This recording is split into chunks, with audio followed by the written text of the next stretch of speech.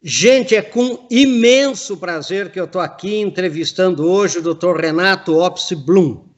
Deixa eu explicar para vocês o seguinte. Dr. Renato é a maior autoridade, estou falando a minha opinião mesmo, sincera, a maior autoridade do Brasil e uma das maiores autoridades do mundo em direito digital e proteção de dados. E hoje, mais do que nunca, nós precisamos entender isso com uma clareza muito grande.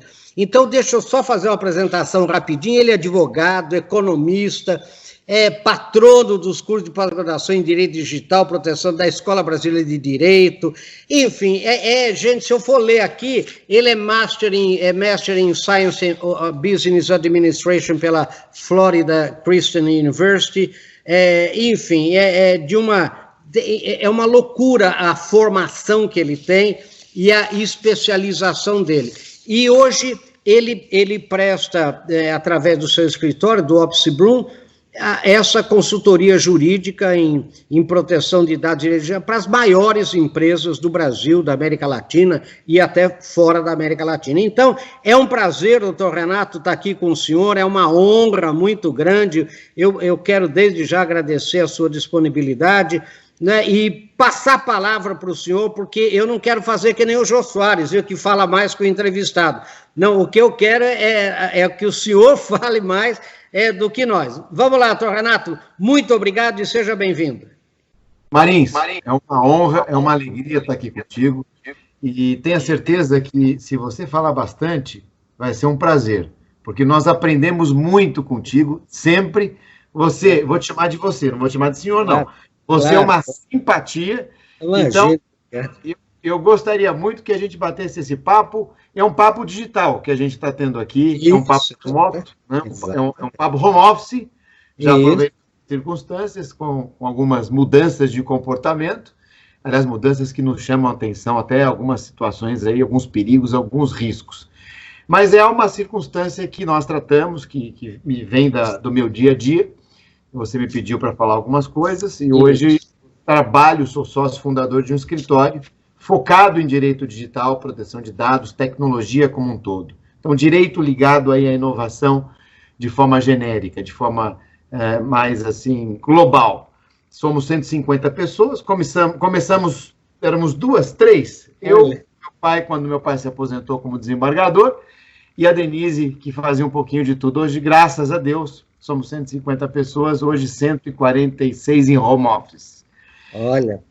E são essas questões hoje, que quando começou, inclusive, essa mudança, as preocupações do coronavírus, etc., eu até enderecei em reuniões internas, olha, nós vamos ter algumas também mudanças aqui, várias, não só do negócio em si, mas também da demanda dos nossos clientes. E um ponto foi nessa mudança comportamental e riscos envolvendo proteção de dados, comportamento, exposição, vida pessoal, dados pessoais como um todo, e daí por diante. E aí dá para a gente começar a conversar aí à vontade. Eu também não quero falar mais que ti, e devolvo a palavra para o professor Marins. Então, Renato, me conte uma coisa, qual o risco? Porque o que eu tenho visto é o seguinte, agora está todo mundo nas redes sociais, né? Todo mundo em WhatsApp, todo mundo em Teams, todo mundo em Google Meet, todo mundo em Zoom, e às vezes as pessoas falam coisas que eu fico arrepiado, elas postam coisas, por exemplo, em grupos de WhatsApp, sem a menor consciência de risco. Então, desde pornografias, mas eles falam assim, pornografias santas, quer dizer, umas mulheres bonitas, pouco vestidas, né? Assim, grupos de amigos, e esses grupos, eles são enormes, né? Às vezes são grupos enormes, você às vezes não conhece sequer, às vezes as pessoas que estão naquele grupo. Qual o risco que essa gente corre, o risco concreto? Porque eu acho que a gente tinha que aconselhar, né, essas pessoas a tomar um pouco mais de cuidado. Que cuidados, Renato? Sabe, Marins, eu tenho aproveitado aqui esse novo momento e tenho até dito, virou um bordão meu aqui, do modo Churchill. Vamos ativar o modo Churchill. Primeiro-ministro da Inglaterra, lá quando ele estava embaixo da terra, sendo bombardeado, ele falava, olha, não tem jeito, vamos fazer de uma dificuldade uma oportunidade. Eu só acrescentei uma palavra, vamos tentar fazer.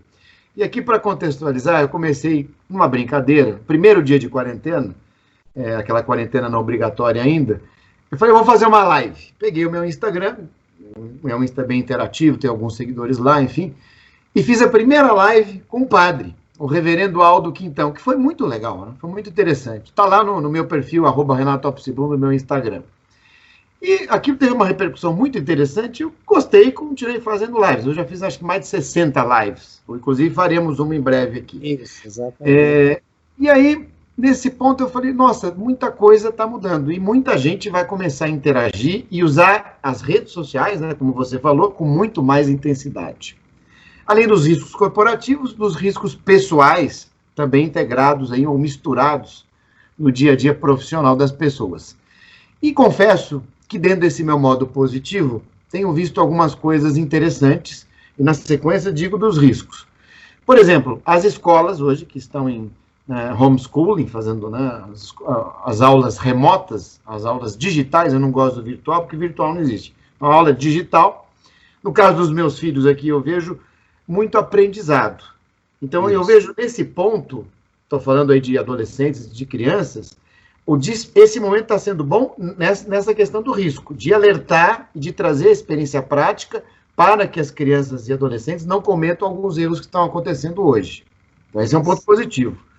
E por que isso está acontecendo? Porque a gente tem uma falsa percepção de acreditar, e aí sim seria virtual, de que a gente está conversando com aquelas pessoas que, em tese, estão no grupo, mas sem ter a real noção do tamanho do grupo, da exposição, do risco, do vazamento daquele conteúdo.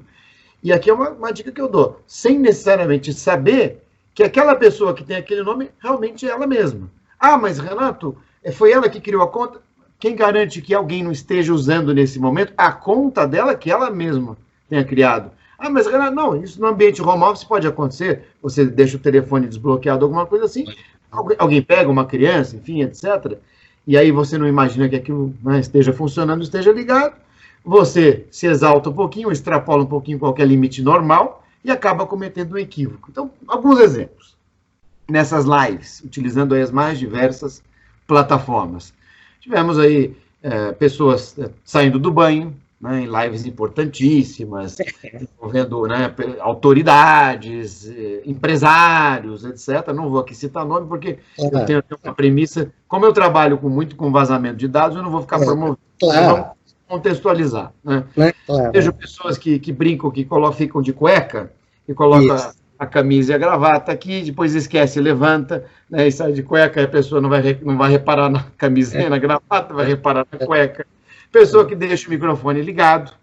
E aí, quando é o gato, cachorro, etc., o gato que mia mais alto, o cachorro que late, ou a criança que chora, tudo bem. Agora, e quando é alguma outra coisa mais sensível, um comentário sobre algo familiar, ou mesmo algo da empresa... E sobre aquela pessoa que acabou de fazer a live, que acabou de conversar. Né? Olha só, hoje eu recebi um trecho, também não vou dizer quem... Claro. Provavelmente todo mundo vai receber nas correntes do WhatsApp, mas eu recebi uma situação em que o sujeito acabou a live, porque normalmente é quando começa, mas acabou a live e estava lá bravo com a live, começou a xingar a live, né, etc. E depois tirou o microfone, enfim, tal, etc. E isso viraliza, porque é diferente. Em outras circunstâncias, já vi também, antes de começar a live, o sujeito achando que estava offline, e começou também a brigar, não sei o quê, xingar, etc, etc, e por aí vai. E aí eu até digo o seguinte, olha, você ligou o seu sistema, se conectou à internet, parta do princípio que você possa ter, inclusive, um bug, um problema, uma vulnerabilidade, e alguém esteja ouvindo realmente o que você está falando.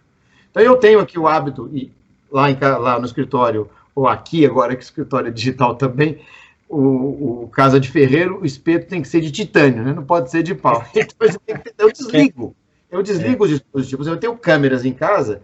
Quando eu quero fazer alguma coisa, falar alguma coisa assim, eu desligo a câmera da tomada. Efetivamente, eu faço isso. Quando é necessário, eu simplesmente desconecto o roteador da internet, perdem as conexões e pronto. Claro que eu não estou pregando esse radicalismo. Quero dizer que existem vulnerabilidades hoje mais ostensivas e mais ocultas ao mesmo tempo, e a gente tem que efetivamente tomar muito cuidado. Pode ser que eu veja uma outra situação. Hoje a gente usa muito outros recursos de comunicação, não só para teclar, mas para se comunicar. Como a gente está fazendo aqui agora, ligações internas de ramal, a gente faz hoje no Teams, por exemplo. E muita gente esquece de desligar. Acabou a reunião, tem muita coisa para fazer, tem 2 telas, e fica aquilo ligado, você fica ouvindo, etc. Enfim, o cuidado, professor Marins, meu caríssimo amigo Marins, tem que ser hoje redobrado em função dessa exposição.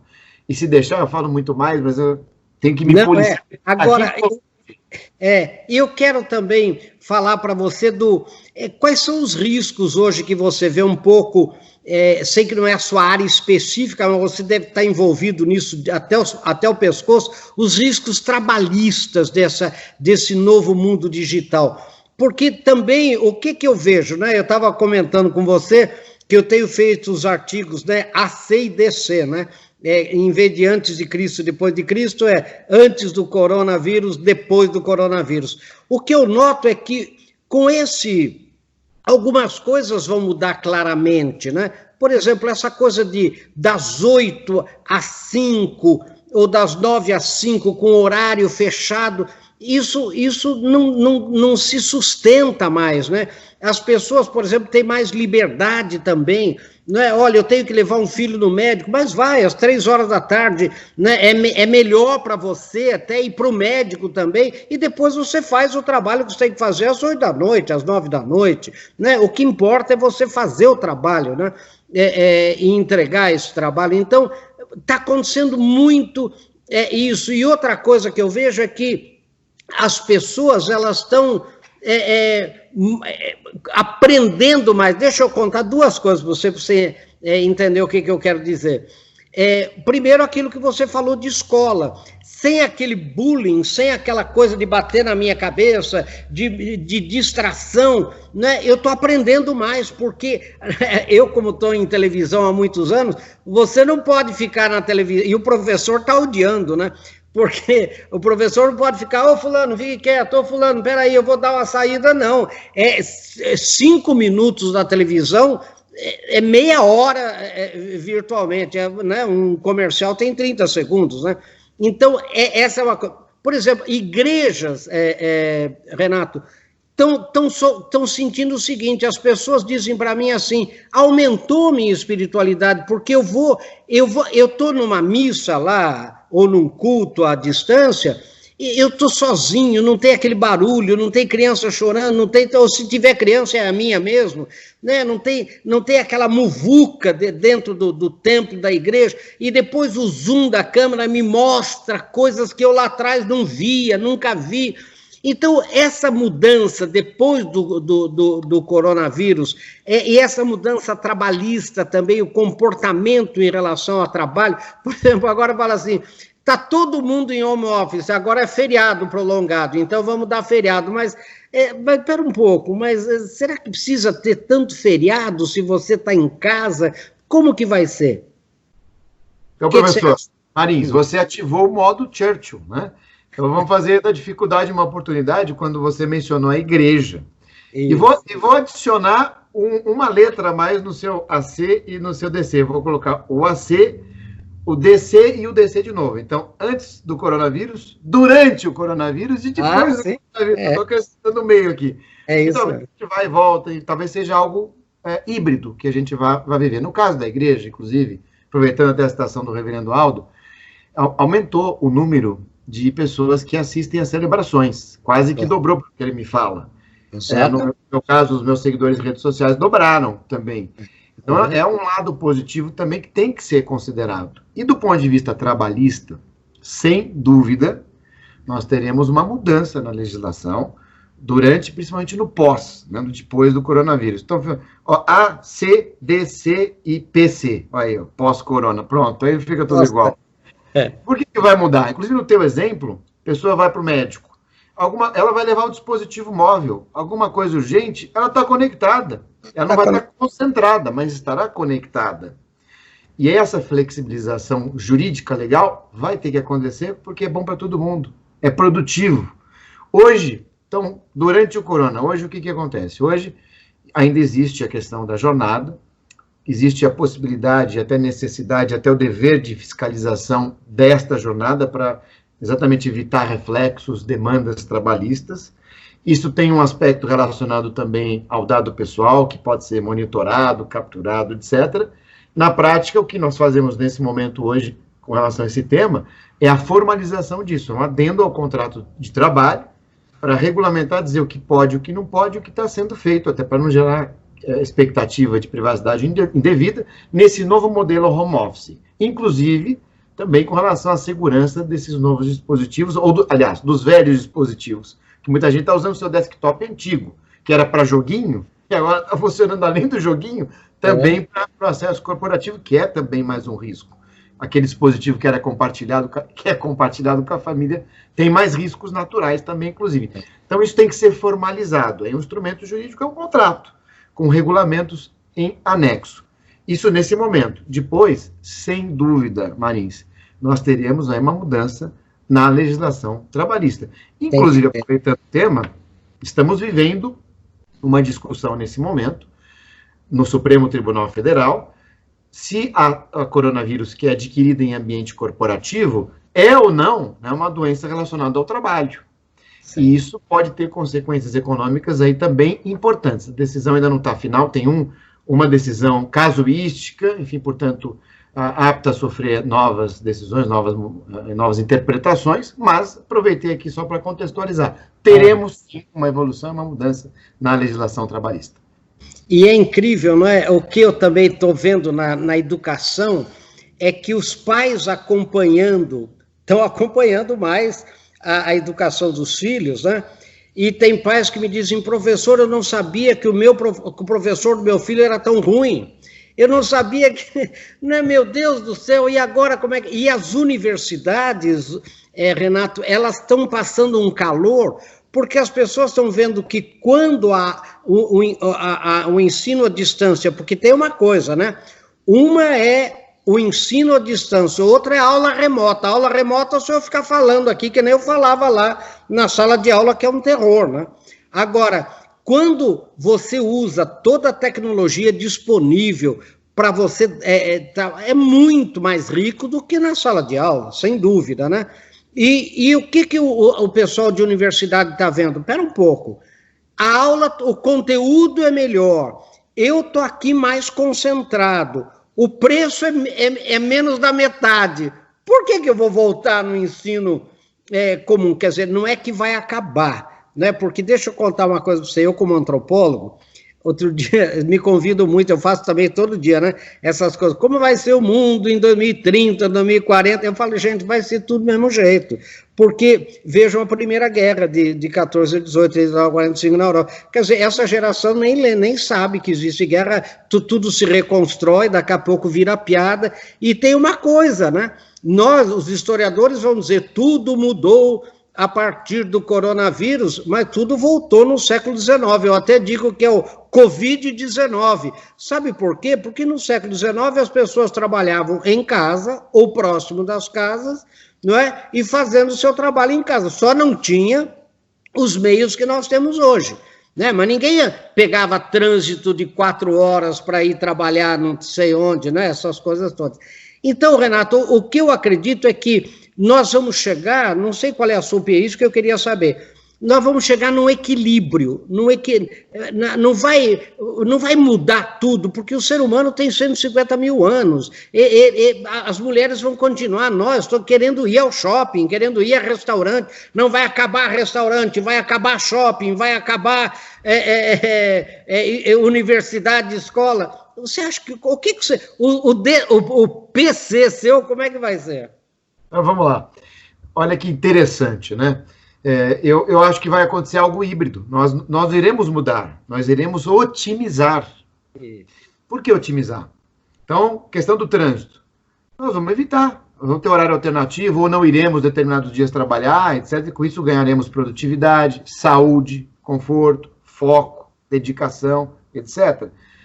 A aula presencial vai acabar? De forma alguma. Ela é diferente da aula online. Totalmente diferente. A aula online vai acabar? Não, vai continuar também, porque é diferente e porque também tem os seus predicados. Nós vamos ter aí uma mescla das duas. Por exemplo, evento. No outro dia me perguntaram, Renato, evento, como é que vai ficar?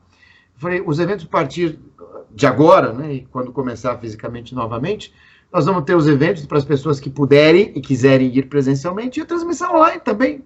Ah, aconteceu alguma coisa, ficou preso no trabalho, ficou doente, está assiste online. Então, teremos uma otimização. Questão do restaurante, né, que você citou, uma valorização daquele momento durante algum tempo. Sem dúvida, essa comparação com o século XIX é fantástica, é perfeita. Hoje de manhã eu participei, eu, minha esposa e meu filho, mais o do meio, a minha mais velha é minha filha, que já está na faculdade de Direito, meu filho que está foi para o colegial, né, que está em uma escola americana, é o high school agora. Então, reunião de fechamento, porque o semestre acaba agora. Olha que interessante, reunião remota, interagimos os três. Se fosse a reunião na escola, eu faria um esforço danado para tentar ir, mas poderia acontecer de eu não puder ir, porque tem que pegar o trânsito, tem que consegui, participei, gostei, é o meu métier aqui, o digital, interagir, e no final, ainda chamei meu filho, falei, olha, você poderia ter melhorado aqui algumas coisas, que é o que a gente está falando, né? Falei, por que você fez na Copa? Por que você não fez na sala, que tem uma vista, que tem um quadro, que tem uma parede, etc. Melhor. Não está feio na Copa, mas é melhor, né? Fica mais positivo, né?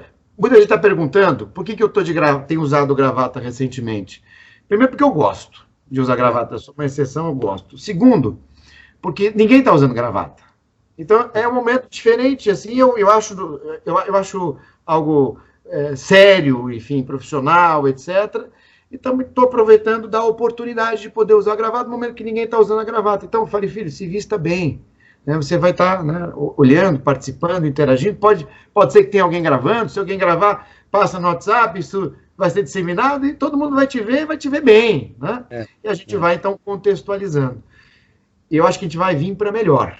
Né? E até disse no final, e aí eu tenho certeza, também no modo Churchill, a sociedade que está vivendo esse momento e sofrendo nesse momento, cada um sofrendo do seu jeito, mais ou menos, etc., morrendo de fome, trabalhando mais, ganhando menos, etc., passando isso, esses, entre aspas, sobreviventes terão uma vantagem competitiva de experiência enorme, porque é aquilo que você citou, se está tudo bem, o céu azul não faz bons pilotos, né? O mar calmo não faz bons marinheiros. Nesse momento não está nada calmo, não está nada azul. Estamos sofrendo. Mas passando isso, esse sofrimento, ele dá crescimento. Tem um lado positivo muito bom. Uma vantagem competitiva de mercado, daqui 10, 15 anos, né, para os mais jovens que vierem não passarem por isso, essas pessoas vão ter mais bagagem, vão valorizar muito mais também. Do restaurante eu gostei. Vai ter mais delivery? Vai. Claro. E vai ter mais restaurante? Talvez tenha mais também, porque essas pessoas valorizar, a experiência é diferente. É isso. Então, teremos mais experiências e mais otimização, com mais prazer, com mais produtividade e com mais alegria, se Deus quiser. Mas olha, Renato, que interessante isso que você falou. Você sabe que, como antropólogo, estuda linguística, né? E todo mundo fala crise, vem do mandarim, que são 2 ideogramas, né? Problema e oportunidade. Eu gosto mais da origem grega, né? Crise, em grego, vem de crinin. Crinin é separação. É a mesma origem de crivo do chuveiro, a palavra criticar, que eu pego e separo. Então, crise é peneira. É isso que você falou. O que está acontecendo hoje? Todo mundo está numa peneira. Em tempos bicudos, a malha da peneira fica mais fina, só passa quem é realmente bom. Então, agora, o que nós temos que fazer? Nós temos que tomar cuidado para a gente passar na peneira da crise, nessa peneira. Então, você sabe, eu sei, por exemplo, né, que muitos políticos que antes, né, do AC estavam muito bem, hoje na peneira talvez não passem. Né? O povo está peneirando. O nosso... o patrão está peneirando os seus colaboradores, os próprios colaboradores peneirando os seus empregadores, suas empresas. Quer dizer, essa peneira, por isso que quando a gente fala no Ocidente, passar pela crise porque é peneira, né? Porque é passagem. Então, o que vai acontecer? Por isso que quando quem passa, isso que você falou, quem passa sai melhor do que antes, Por duas razões. Primeiro, que se livrou de um monte de concorrente ruim que não conseguiu passar na peneira da crise e foi jogado fora. E segundo, que para passar fez as coisas certas, porque a malha ficou mais fina. Não é? Então, o que eu noto agora, por exemplo, é que nesse tempo de home office, as pessoas, em vez de estudar mais a sua especialidade, estudar mais o seu mercado, estudar, se aperfeiçoar, está todo mundo se especializando em Covid-19. Quantos morreram, quantos foram infectados, quantos não sei o quê. Agora, essa pandemia, como ela é uma virose, ela tem data, ela passa. E daí, a primeira pergunta que eu entrevistei um recrutador de pessoal que falou, a primeira pergunta que vai fazer é a seguinte, o que você fez nos 70 dias de... o que você fez? Ah, não, eu fiquei tomando cerveja, o que você fez? Né? Engordei e vi quantos mortos tinham infectados, etc. Quer dizer, aí é que eu acho que agora é a hora de a gente aproveitar esse mundo digital, né, Renato, que nós temos tudo na mão, né? Quer dizer, essa juventude, eu falo para eles, meu Deus do céu, vocês têm o mundo, você tem a biblioteca do Congresso, né? Eu sempre digo assim, quando eu morava, era criança e morava no interior, eu sempre morei em Sorocaba, Salto de Pirapora, eu era um menos privilegiado de quem morasse em São Paulo. Tinha a biblioteca da USP, a Mário de Andrade, etc. E em compensação, quem morasse em Caicó, no Rio Grande do Norte, era muito menos privilegiado que eu, mesmo morando no interior. Hoje não. Né? Hoje foi decretado o fim do interior, né, Renato? Agora, você acha que essa juventude... Ela tem consciência da oportunidade do mundo digital agora para ela? Olha, infelizmente, Marins, a gente precisa dar um empurrão, né? Empurrão em todos, porque qual que é a reação natural do ser humano em uma situação de crise diferente? É lamentar. Agora acabou tudo, agora já era, etc, etc, etc. Eu não sei também como que isso cai em mim, mas eu tento ver com esse modo Churchill aí que eu brinco, sempre uma oportunidade, porque você vive melhor também, e sempre você vai ter uma oportunidade. O negativo sempre tem, aqui é uma afirmação, algo positivo. Muita gente até me critica, você está sempre pensando positivo, etc. Ok, aceito a crítica, mas eu vivo melhor, assim, acho que vivo, enfim, etc. E na tua colocação, as pessoas estão vendo as oportunidades. Hoje, inclusive, logo depois dessa reunião que eu citei, eu estava conversando com o meu filho, com a minha esposa, falou, dando uma olhada nos cursos que estão disponíveis gratuitamente na Universidade de Harvard. Tem lá 46 cursos, se não me engano. E se você quiser, você paga $46, não é? Alguma coisa assim, tem o diploma também. Mas se você quiser acessar, ter aula com o professor de Harvard, Michigan, University of Illinois também, tudo você consegue hoje. Então, é como você disse, decretou-se aí não tem mais o interior, está todo mundo junto. E aí vamos ter uma quebra mesmo de paradigma.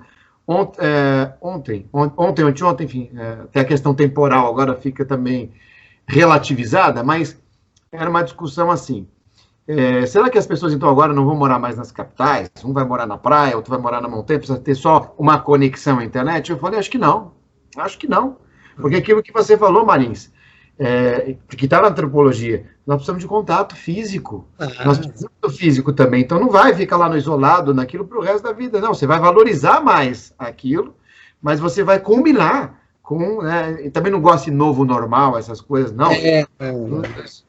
O novo normal vai ser o século XIX, né? Exato, então agora tem a tecnologia, agora você multiplica, né? Você escala, é só uma questão de direcionamento. Então, eu citei a questão da live, né, você também está... Esse bate-papo que a gente está fazendo aqui, a gente não faria se não tivesse, né, nesse pandemia, não faríamos. Quanta gente eu reencontrei, estou tendo a oportunidade de fazer aí lives com várias pessoas que eu jamais imaginei que fosse conseguir fazer. Tanto que eu saí do área do direito e fui para tudo também. Ontem fiz com o lateral esquerdo do São Paulo, Reinaldo King, foi muito gostoso de fazer. Já fiz com médica, já fiz com padre, já fiz com atores. Enfim, está uma delícia, está muito gostoso de fazer com o professor Marins, enfim. Então, o que nessa pergunta do Headhunter lá, né? o que você fez durante o corona? E até adicionaria mais uma. Quando que você entrou em quarentena? Eu perguntaria isso, porque muita gente me questiona, Renato, quando você entrou em quarentena? Eu estou aqui há 78, 79 dias. Aí me questionaram, não, mas a quarentena legal está desde de 60 dias, alguma coisa, está um pouco menos, decreto do governador. Eu digo, o decreto sim, mas a recomendação é anterior. E se eu pude fazer antes, por que eu não vou ajudar o próximo? Por que eu não vou fazer isso, né? Essa questão também da ajuda é positiva. Perguntei também pro Aldo, né, pro reverendo, Aldo, o que você acha? As pessoas nós teremos um mundo melhor ou um mundo pior? Ele diz o seguinte, olha, as pessoas más, elas vão continuar sendo más. Claro. Mas teremos um maior número de pessoas boas querendo fazer o bem. Que terão mais chance de fazer a bondade, né? Tem mais chance de fazer a bondade. Então, eu vejo esse momento dolorido, né? Mas eu vejo muito bom, com muito otimismo o cenário pós. Questão econômica, né? Eu fiz economia também, mas a minha atividade é jurídica. De uns 2 anos para cá, eu voltei um pouquinho aos livros econômicos em função do avanço das criptomoedas. Então, fui estudar um pouquinho origem, Keynes, etc. Tal. Mas nos últimos meses, dias, eu voltei a também estudar mais ainda a economia. Estou aqui, voltei a brincar um pouquinho de investir em fundos, em bolsa, etc., porque é um momento sedutor do ponto de vista econômico, sem dúvida nenhuma. Muita gente pergunta o que vai acontecer, eu tenho dito, como você disse agora, isso aqui daqui a pouco passa e vai vir com força total, com escala, com otimização, tecnologia junto com físico, e aí não é que vai ter um PIB de 2, 3, vão ter um PIB de 7 ou de 8. Veja o que está acontecendo com as bolsas nos últimos 7 dias. Ninguém previu isso. Como é que elas estão lá em cima? A questão política, se eu dissesse, olha, os Estados Unidos têm 7, 8 cidades com toque de recolher, se isso acontecesse antes do corona, a bolsa ia lá no fundo, mas lá embaixo. Agora, a economia não toma nem conhecimento, mudou. Agora, pensando lá na frente, quais são as empresas que vão ter uma valorização? Por exemplo, as aéreas, nos últimos 7 dias, explodindo. A Latam estreou ontem na bolsa, assim, mas estreou assim, 1000%, assim, um negócio inacreditável, que é positivo também. São as oportunidades. Então, Renato, para você ter uma ideia, hoje eu fiz 2 lives com a Inglaterra, com investidores lá de Londres. Anteontem foi com o pessoal de Madrid, pessoal da Espanha. Depois tem o pessoal de Portugal também que eu tenho feito. O que eu noto? Nessa peneira da crise, o Brasil vai sair melhor do que os seus concorrentes. Por quê, Renato? Porque os concorrentes nossos, nós brasileiros, eu me rio muito, a gente se compara muito com os Estados Unidos, com França, com Alemanha, mas o mundo investidor nos compara com Tailândia, Filipinas, Indonésia, não é verdade? Quer dizer, Malásia, quando muito com Argentina e México. Agora, nessa comparação, as vantagens comparativas do Brasil, né, ainda sem falar do agronegócio, né, que daí é disparado mesmo, são muito grandes. E eu acredito uma coisa, eu falando hoje com os ingleses lá, tanto é que eu fiz uma de manhã, porque daqui para Londres são 4 horas, né? Acho que 4 ou 5 horas, e eles pediram para eu voltar à 12:30, eu fiz às 6 da manhã, voltar, porque eles queriam discutir o que eu falei, para daí fazer perguntas. Eu falei, olha, deixa eu falar uma coisa para vocês, nessa guerra, porque o que aconteceu agora? O Ocidente acordou para a realidade da China, que a China vem fazendo essa estratégia há anos de destruir as empresas sensíveis do Ocidente, vestuário, calçados, eletrônica, né, eletroeletrônica e química, né, num certo sentido. E ela sabia que um dia o Ocidente ia acordar, talvez não soubesse que fosse através de um vírus, e aí ia ter um certo boicote a produtos chineses. Então, o que está acontecendo? Japão financiando empresas japonesas para sair da China, voltar para o Japão. Até o Macron está fazendo isso, né? Fora o Trump lá. E eu acho que nessa guerra... Então, o que a China fez? Começou a comprar empresas fora da China. Na África, na América, aqui no Brasil muito, né? porque eles têm até um problema de segurança alimentar forte. Então, agora, o que eu acho que está ficando muito claro? Os Estados Unidos e o Ocidente não podem permitir que a China domine o Brasil. O Brasil representa 42% da economia da América Latina, incluindo o México.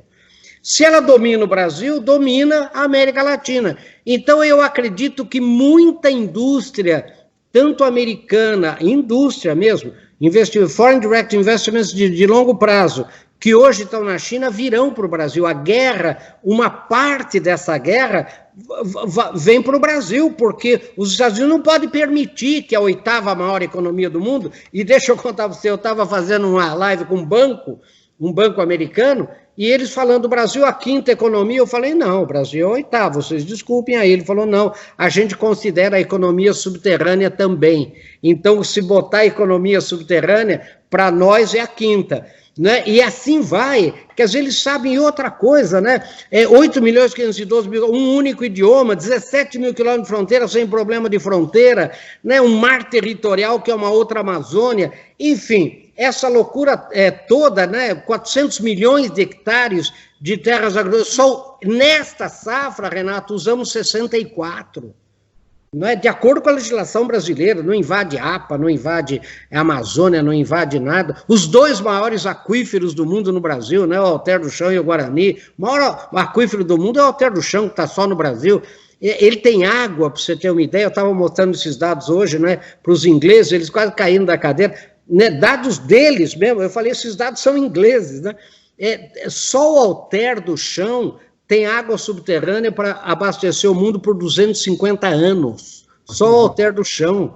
Né? Quer dizer, a próxima guerra mundial vai ser sobre água. O maior problema do mundo é água. O Brasil tem mais água renovável a cada ano que a Ásia, com 4 bilhões de pessoas. E assim por diante. Então, eu digo que quando o Paulo Guedes fala de crescimento em V, né, que nós vamos ter, em vez de L ou W, aquela coisa, eu acredito muito nisso, porque as vantagens comparativas nossa.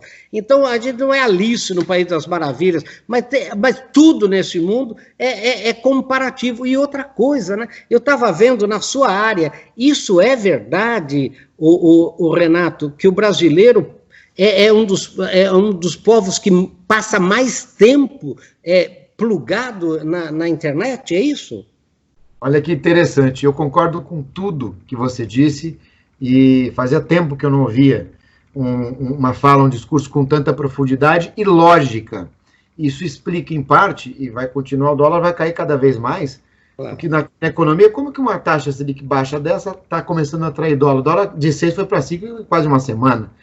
Eles estão percebendo isso. É volume, é tamanho, é escala, é o efeito China, o efeito vírus, o interesse, né, de outros países, a questão da língua, a questão da cultura. A cultura aqui, ela é uma mescla da cultura europeia com a cultura americana. É fácil, é fácil. Então, eu vejo com otimismo também, sem dúvida.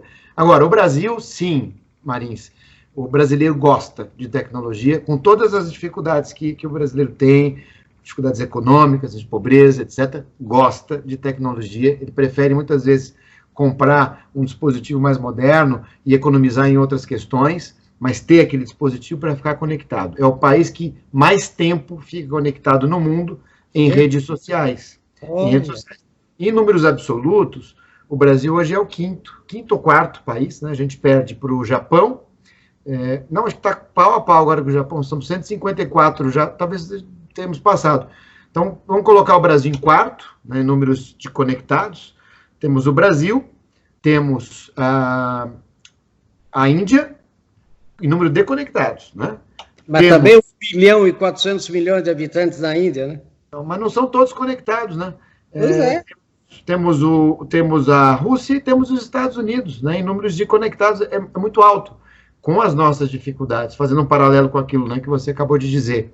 Mas o ficar muito tempo conectado demonstra o que é o interesse, demonstra a importância. Por que quando eu me pergunto, Renato, mas você trabalha no escritório que tem 150 pessoas, trabalha, mas não tem no mundo isso. Só faz direito digital e, por exemplo, só faz tecnologia. Mas como? Direito digital, eu falei, é demanda do Brasil. Eu agradeço ao Brasil, né, que tem essa preferência, tem essa característica, que nesse momento vai fazer também toda a diferença do mundo. Olha só, Marins, a transição do corporativo para o home office, isso aconteceu em uma semana. Em uma semana. E, assim, nós poderíamos indicar toda a dificuldade do mundo, porque o equipamento não era compatível, todo mundo usava, não estava preparado, é um telefoninho, etc. Hoje, saiu no valor de hoje, 20 milhões de pessoas no Brasil estão em home office. 20 milhões, sem treinamento, sem nada, e está funcionando.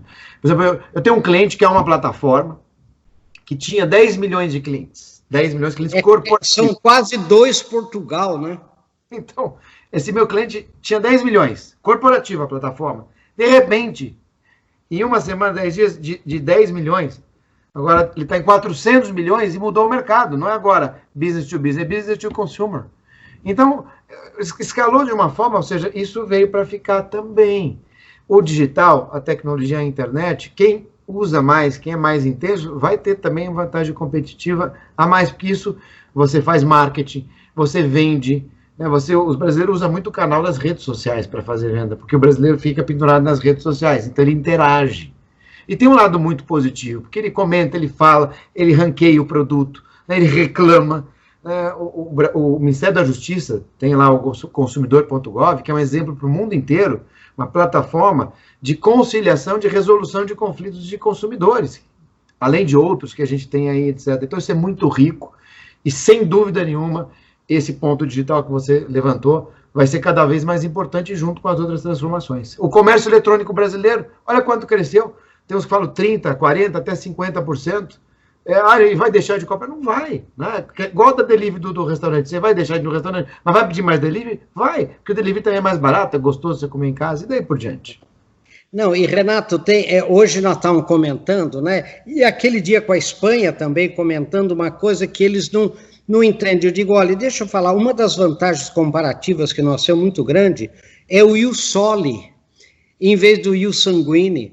Quer dizer, você pergunta para um americano, como eu perguntei 500 vezes, esse Toyota Camry, fabricado pela Leumi na Califórnia, é um carro americano ou é um carro japonês? O americano ri de você. Claro que é japonês, é Toyota, né? Porque todo mundo trabalha com ius sanguine, não é verdade? Quer dizer, você é classificado pelo sangue. O Brasil não. Você falar que o Gol é alemão, o brasileiro pega no seu pescoço. Se você falar que o Corolla, fabricado em Indaiatuba, é um carro japonês, agora você pega lá o relatório deles, fala, nós exportamos para o mundo inteiro a partir da nossa plataforma no Brasil. Para eles é um carro alemão, para eles é um carro... não é? Então, isso faz com que o investidor estrangeiro com indústria no Brasil, ele se torne brasileiro imediatamente. Por quê? Em 1822, quando declara a independência, não tinha brasileiro, não é verdade? Então, você está aqui é brasileiro, e esse ius soli, esse direito do solo, né, fez uma diferença no investidor, e nós temos um estoque genético riquíssimo, que estimula a adaptar. Maior população de alemães fora da Alemanha, italianos fora da Itália, japoneses. Nós temos mais libaneses no Brasil que no Líbano, Renato. Né? Nós temos 11 milhões de libaneses, o Líbano tem 6 milhões, não é pelo direito de sangue. Então você vê essas vantagens comparativas. Você quer... Renato, conte para mim que jogada de mestre com 3 parcelas de R$600, você fazer a maior bancarização do mundo. Você viu?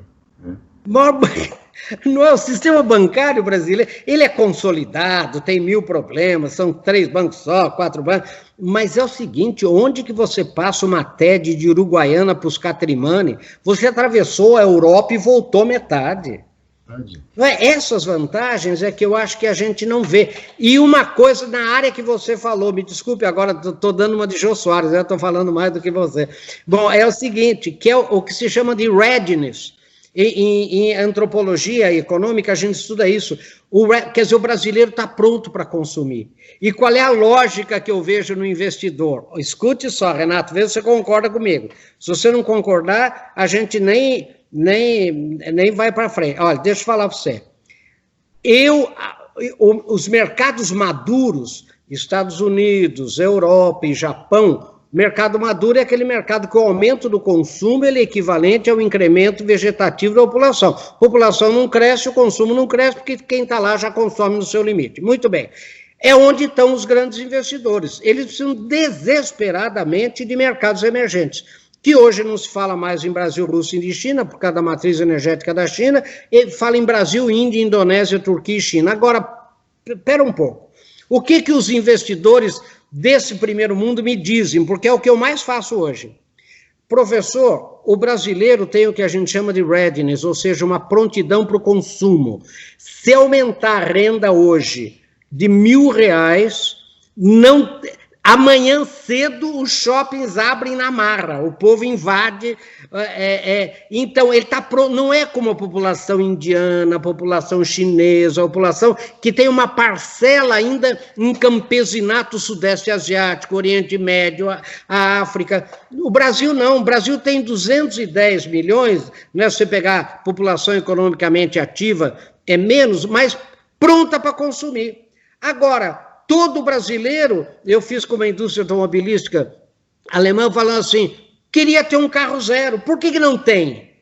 Daí a gente fala assim, não tem, porque não tem dinheiro. Mas pelo amor de Deus, dinheiro eu tenho. Dinheiro é o que eu tenho sobrando. Meu Deus, eu vou dar dinheiro para você e você vai comprar o quê? Você vai comprar Volkswagen, você vai comprar BMW, você vai comprar Mercedes-Benz, você vai devolver o dinheiro para mim.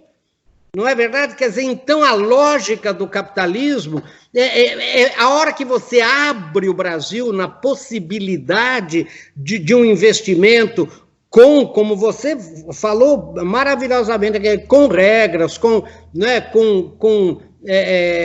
condições que respeitem, enfim, as leis de mercado, as leis da concorrência, etc. Gente, isso é o seguinte, isso daqui cresce, como você falou, 7, 8, 9, 10%. Como já cresceu. E tenho duas curiosidades, né, Marins? Primeiro, com relação ao volume, né? Somos 210 milhões, de 11 milhões, é um mercado muito grande, o maior da América Latina, com uma cultura já, não vou dizer acessível, mas preparada para isso. A gente voltar a 2010, 2009, enfim, na crise americana, que o brasileiro começou a consumir bastante, tivemos esse infortúnio da questão, né, política, etc., mas ali era uma demonstração prática disso já. Temos o volume, temos uma cultura preparada, temos um mínimo de infraestrutura pronta. E pronto. Além disso, aí eu entro naquilo que você disse. O que o investidor está vendo? Falo, pô, não é só nem o consumo brasileiro, um pouco do externo também, porque já está pronto. Eu só vou aumentar. E ali eu vou escalar. Que outro país eu vou ter condições de fazer isso? Não tem outro país. É só aqui não tem, o resto já está estagnado.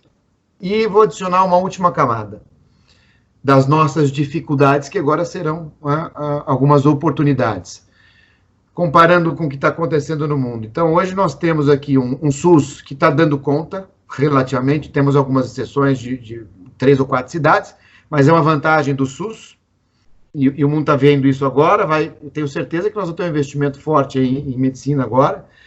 Temos a questão bancária, que você citou, preparada, que envolve a tecnologia, está aí pronto para isso. E temos as adversidades. O brasileiro, ele é um sofredor já de algum tempo. Então, as manifestações, por exemplo, nesse momento não tivemos manifestações. Já tivemos no passado. Já passamos por isso. Hoje é uma outra coisa. O Brasil está esperando que, olha, libera a quarentena porque eu quero ir trabalhar. É isso. Não vamos quebrar nada, nem fazer isso, nem fazer aquilo. Essa confusão política que nós temos, se fosse em outros tempos, em outras circunstâncias, as consequências também seriam outras. Então, eu acho e quero crer que nesse ponto, pelo nosso sofrimento, nós temos um grau de maturidade diferenciado já. Portanto, estamos aptos e preparados a receber, nós queremos trabalhar. Invistam aqui, que eu acho que está começando a acontecer agora. Porque na economia, assim, eu também não lembro de ter uma situação com essas variáveis, dessas expectativas racionais diferenciadas, que justificasse uma queda tão abrupta do dólar, com toda a questão chinesa em andamento, isso eleva dólar, isso não cai dólar, aqui está caindo. E nesse momento, nessa circunstância, a gente tem as bolsas também lá em cima. Claro, que tem das internacionais, mas as brasileiras, as aéreas brasileiras, né, estão lá em cima. Então, há um momento muito propício. Sou um otimista por natureza, mas a conversa aqui está sendo técnica. Todos os seus conceitos e argumentos aqui foram técnicos e comparados com o que os estrangeiros estão falando do Brasil. Creio que esta crise nos trará grandes oportunidades, se Deus quiser. Não, e outra coisa que sempre me impressionou é que quando eu converso com esses investidores, o que a gente chama no Brasil assim de esse caos político, esse imbróglio político, eles não estão nem aí, porque eu, por profissão, deixa eu explicar para você, eu leio diariamente, Renato, jornais de todo mundo, pela internet, graças a Deus. Então, por profissão, porque eu tenho quando o cara fala das Filipinas, eu tenho que saber o que o tá fazendo lá de errado e como é que está a situação política dele. Quando fala da Indonésia, daí quando eu mostro, por exemplo, casos assim, a Indonésia é formada por 17.600 ilhas. É quase ingovernável. As Filipinas, 7.200 ilhas. Tudo. A Índia tem 25 idiomas oficiais. Né? 6.258 idiomas, 325 idiomas reconhecidos e 25 oficiais. Quer dizer, então, essas vantagens todas. E o que eu vejo? Todos os lugares, veja a Malásia, veja a Coreia do Sul, a Coreia do Sul, há pouco tempo atrás, a primeira-ministra não foi impedida, vejam a confusão que está lá em Israel, na Itália, tudo, quer dizer, ou seja, né, na Espanha, né, 2 vice, como é que vai ter 2 vice-presidentes? Enfim, então eles falam, não, professor, essa coisa política, esse imbróglio político, o senhor me diga um país que não tem. Veja a Rússia, o senhor me diga um país que não tem. Então, isso para nós, agora, as instituições estão funcionando com toda... Agora, o que o jornal local, né, a imprensa local mesmo, as redes sociais locais, elas maximizam os problemas. Quando a gente fala da Índia, a gente fala de Bangalore, né, a gente fala da tecnologia, mas ele vai ver lá, a maior seca do mundo, problemas, enfim, imensos, né? Então, essas coisas que eu acho que o brasileiro também vai começar a entender melhor. Ele vai começar a entender por que diabo, o que esse pessoal está enxergando aqui que eu não vejo. Né? O que esse pessoal é louco? Todo mundo é louco, quer dizer, vindo para cá e fazendo essas... E não adianta, né? Eu tenho um mapinha, eu vou até mandar você Eu tenho um mapinha que mostra os estados do Brasil... e o país que é economicamente mais pobre que o estado do Brasil. Com toda a loucura que hoje nós estamos tendo de problemas no Rio de Janeiro, o PIB do Rio de Janeiro é maior que Portugal, só para você ter uma ideia. Né? A cidade, o município de São Paulo, fora os 39 municípios da região metropolitana de São Paulo, é maior que o Chile. Né? Só a cidade de São Paulo... Né? O Rio Grande do Sul, com todo o problema, é maior que a Nova Zelândia. E assim, né? Rondônia, por exemplo, é maior que o Paraguai. Então, a gente vai vendo, né? Eles falam, mas pera um pouquinho, mas esse Brasil... Né? Daí a gente vê o tamanho geográfico. Né? Quando eu brinquei lá com o pessoal da França, da Renault, né? Da PSA, falando que o Macron pensa com a cabeça da Bahia, porque a França tem o mesmo tamanho geográfico da Bahia, quer dizer, não dá para entender um país desse tamanho, né? Então, são essas coisas. Agora, e essa coisa do comércio eletrônico, né?